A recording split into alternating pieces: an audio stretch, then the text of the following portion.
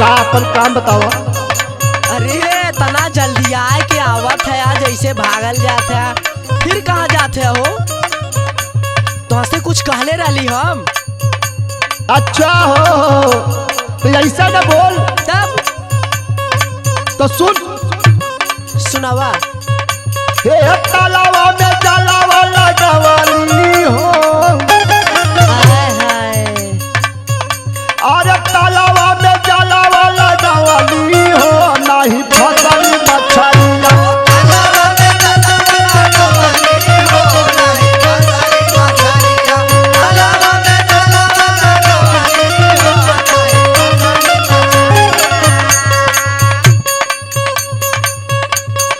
तो जब धंधा ना भयल हाँ। तो ही बता तो के समझे के चाहिए। अरे तो हम कहियो से कहले है तोरे आदन वाला रोज रोज तो तार कौनो बहानवा लगाए देला। नहीं सुन अब जरूर हमके याद रही। अरे वही ज्ञानचंद और गुड्डू भैया से कह दिलो होता अपने तबो ले आए लो। अच्छा चल तब का कल याद रही। ओना लोगन देखा अपने मेरा रुक कितना ख्याल करे ने। अच्छा चुप रहो ज्यादा दिन बोल। का सुना सुना मोरी रानी दाता लेबू मोरी मानी।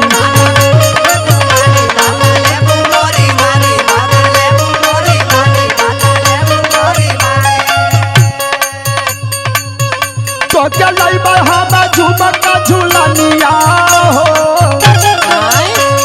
हाँ बड़ा लाए वाला भैल हुआ मिर्चू का आदमी। अरे चुप रहती तो बहुत उल्टा सीधा बोले। एक नंबर का रमेश मतिन कंजूस बड़ा। सुना सुना मोरी रानी दाता ले तू मोरी मानी।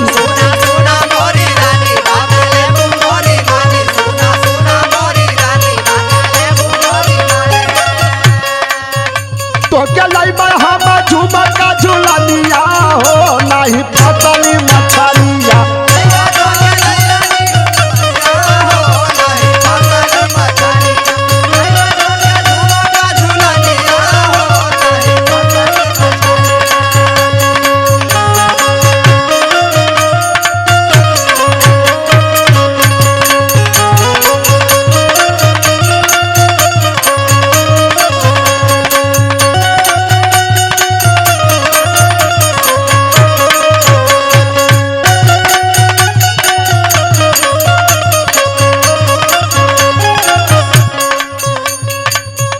हम कहिला दिखाई हमरा बुझा तू लाचारी।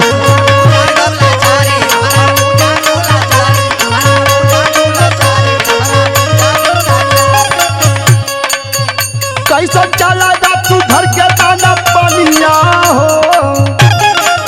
देखा कुछ ना लाइव देवता के हम तो सुना मजबूरी तू हमारा ना बुझत हो। तो दिमाग खराब कैले हुआ कहिए से।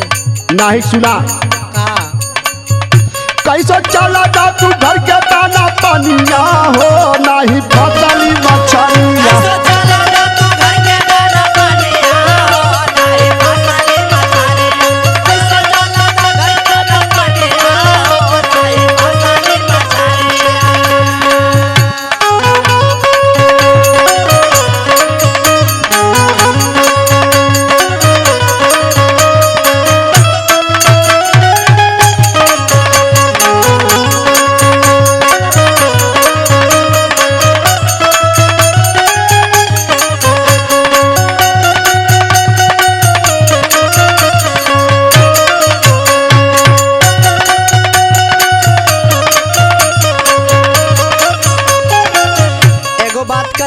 हाँ बताओ।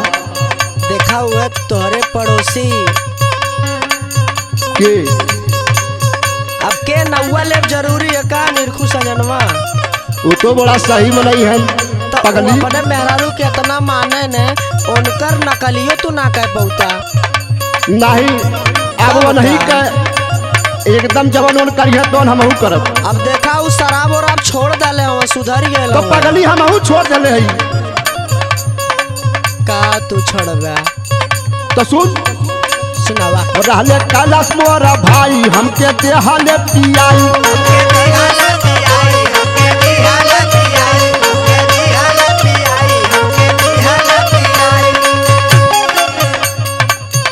रहले कैलाश मोरा भाई कहले हमरा के पिलाई और तना तो सब भइले संगतिया हो नहीं